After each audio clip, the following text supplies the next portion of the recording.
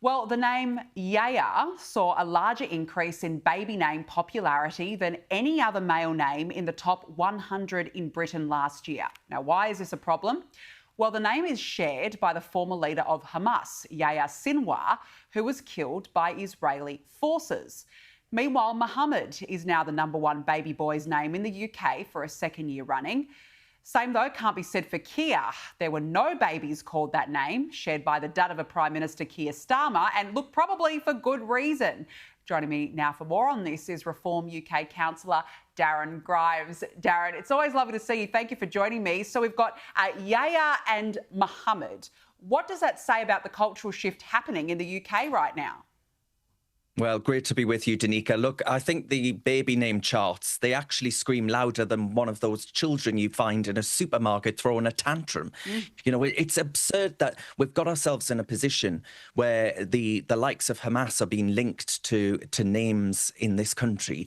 These names are climbing out there faster than a sort of kangaroo on a trampoline. You've got Mohammed, it's been locked in actually for a number of years now. And I think what it suggests is that actually there is a demographic explosion in the country.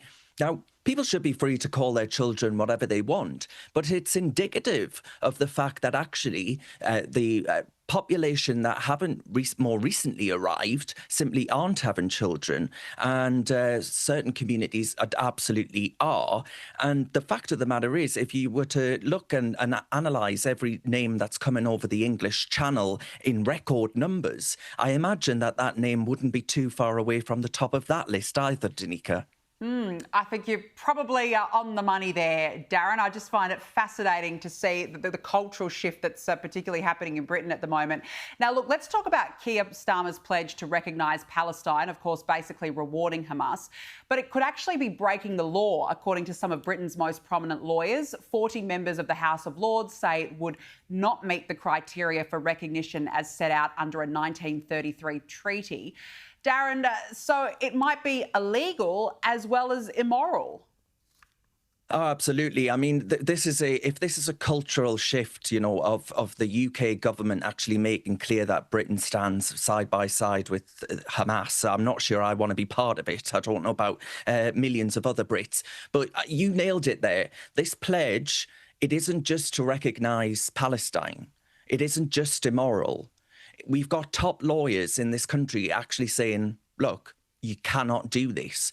And that this is a legal brain that actually come up with the Rwanda scheme that was supposed to enable us to send and process migrant applications offshore.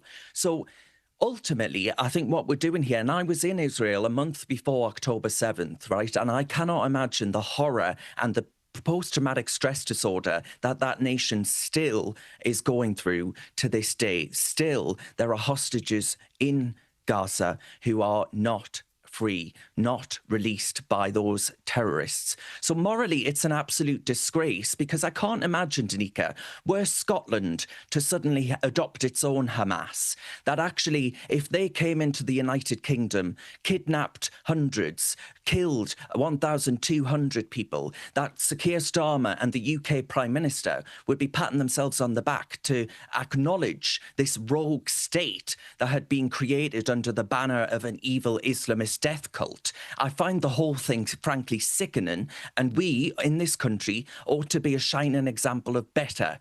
We are pandering to the worst excesses of, I think, the new culture that is pervasive within the United Kingdom. And you know what I found extraordinary, Darren, when Keir Starmer made his announcement that he would, he threatened to recognise a Palestinian state later this year. He said, well, it's about working towards a two-state solution. Well, Hamas doesn't want a two-state solution. And this is what I think the world leaders don't understand when they're making these pledges, Darren, is that Hamas doesn't want peace.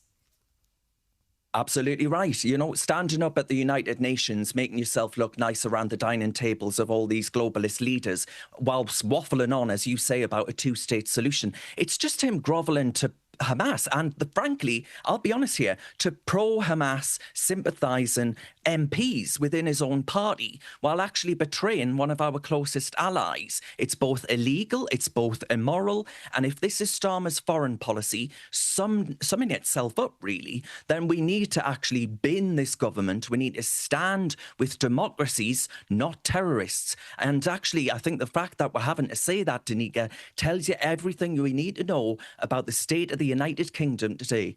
Yeah, and the state of the West. I mean, our Prime Minister's Well, exactly the same as yours over there, Darren. Now, look, Darren, fascinating what's going on with you and your council, Durham County. You have officially scrapped diversity training for councillors. So what a shame you'll be missing out on such a fundamental activity. But look, good on you. Tell us about this decision.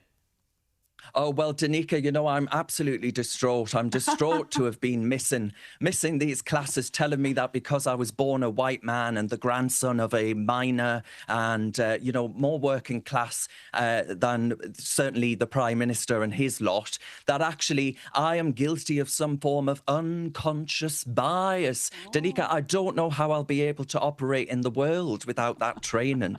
No, look, there is no law forcing councillors to sit through hours of tripe about racist notions such as unconscious bias. It's code for you're a bigot and you don't know it. You need to be educated on it. It's devices clapped up. It's slicing people up by race or background or immutable characteristics. And we here in the Northeast, we here in the Reform Party are saying, well, equality means treating everyone the same. Full stop. Do you remember that, Danica? It wasn't all that long ago that we all recognised that laudable aim and objective. I want to fix the roads. I want to cut taxes. I want to back working class people. I don't want to actually whinge on about undoing progress in the form of a new neo-racism. So to be perfectly honest with you, Danica, I will have no misgivings about ditching the woke and backing the folks. That's what I'm here for. Oh, Darren, can you come to Australia, please, and start injecting some of that common sense into our woke councils? Seriously, I mean, good on you. Well done. And yeah, not surprised you're taking a stand on this. Good to hear. Darren Grimes, lovely to see you as always. Thank you so much for joining me on the show this evening.